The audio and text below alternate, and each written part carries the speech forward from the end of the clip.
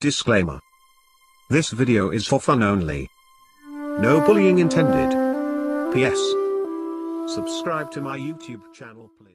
So unless you've been living in the mountains, you know all about PewDiePie versus T-Series. On one side, we've got PewDiePie with the support of people like MrBeast, Markiplier, Jacksepticeye, and a whole bunch of others, fighting against the whole entirety of India in the form of its largest media company, T-Series, who is at some point going to take over as the #1 most subscribed to channel on YouTube. It's a fascinating thing to watch, even though we all know it's gonna happen sooner or later. I mean, it may have even already happened by the time I'm uploading this, but it's a really nail-biting situation, and everybody on the western side of the planet is watching this. How long can PewDiePie stop the inevitable? I have no idea, but I'm not here to talk about that. I want to take a look at this from a different angle, because this is larger than PewDiePie and T-Series. Everyone's preoccupied with the sub gap. Oh no, the sub gap is getting smaller, when in fact this is a much larger issue, and the way we deal with this will define YouTube culture in the long term. This is gonna ruffle some feathers, I know that, but today I want to talk about why the rise of T-Series is actually good for YouTube. And in order to do that, we need to look back at the evolution of this platform. YouTube started out in 2005 in San Mateo, California as a small American startup company. It's difficult now to imagine what it must have been like for these three guys to create YouTube from nothing, because this platform is ubiquitous at this point, it's everywhere. That's like trying to imagine what it must have been like in the room where Donald Trump was born. I can see the head! I can see the head! He's coming out! He's coming out! He looks kind of weird. I'm gonna build a wall. It's gonna be the greatest wall of all time. It's gonna be...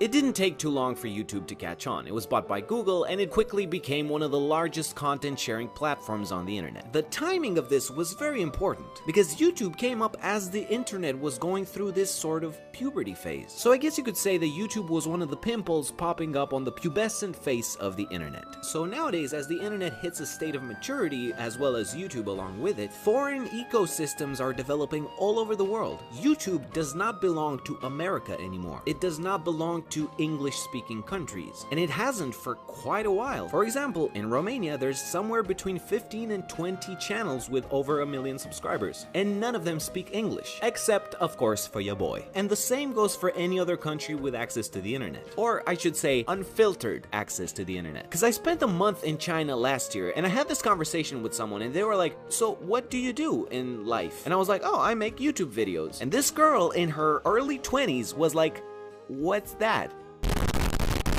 So, except for China, every country has its own YouTube ecosystem, and recently India has been growing exponentially in that sense. And because of the sheer amount of people that live there, T-Series is inevitably at some point going to surpass PewDiePie. Now, it sucks that a company is taking that #1 spot, and there's certainly a conversation to be had about how YouTube is becoming increasingly more corporate, but I choose to look at the bright side of this. This phenomenon speaks to how the internet is becoming widely available all over the world. Along with T-Series, we're gonna see a lot of upcoming Indian creators. Most of them, of course, will stay within their Indian bubble, but a number of them will penetrate the larger international YouTube market, just like I have as a Romanian guy, just like PewDiePie has as a Swedish.